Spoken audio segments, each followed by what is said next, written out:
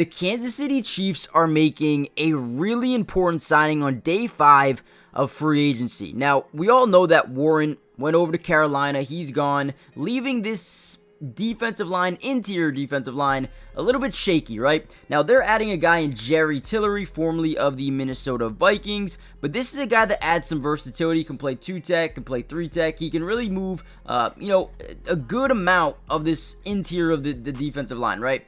Now, obviously, the one thing that you need in the NFL is depth. We just saw the Philadelphia Eagles win the Super Bowl after having 5, 6, 7 guys in the defensive line rotation.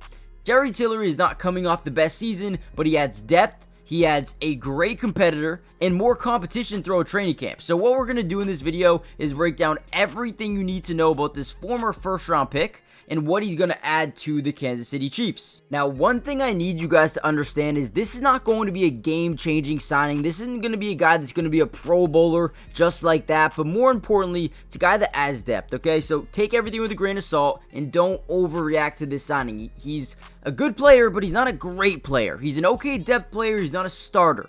Unless he can develop into a starter. We'll see. So right here, we're going to see a little bit of a play, a run up the middle to Roschon Johnson. He does a good job disengaging from the block and making a play in the backfield. Look at him go right through. Again, a very poor offensive line here in Chicago, but kind of just goes right through, rips through, and then gets a stop barely in the backfield. I mean, I guess it's more of like a half a yard pickup here for them, maybe a yard pickup ultimately. But Tillery, again, he's coming off a bad year, if I'm being completely honest. But if you go back to 2023, he was actually ranked the 46th best defensive lineman in football, according to PFF. Now, I don't know if you guys care about PFF, if you really take them serious, but, when you watch his film, you can kind of see it stand out at times. Now, 2024 was a bad year, okay? He's coming off a bad year, which is why they're getting him pretty cheap, and we'll see if he can kind of revitalize his career here in Kansas City. Now, in the run game, he's known to make some stops, but in the passing game is where he flashes some potential every now and again. Now, here's one where he gets a straight one-on-one with the right guard as the offensive line is in a 5-man scat slide to the left. He's going to blow by the right guard, and then he's going to get his hand on the football and create an incompletion here from Daniel Jones.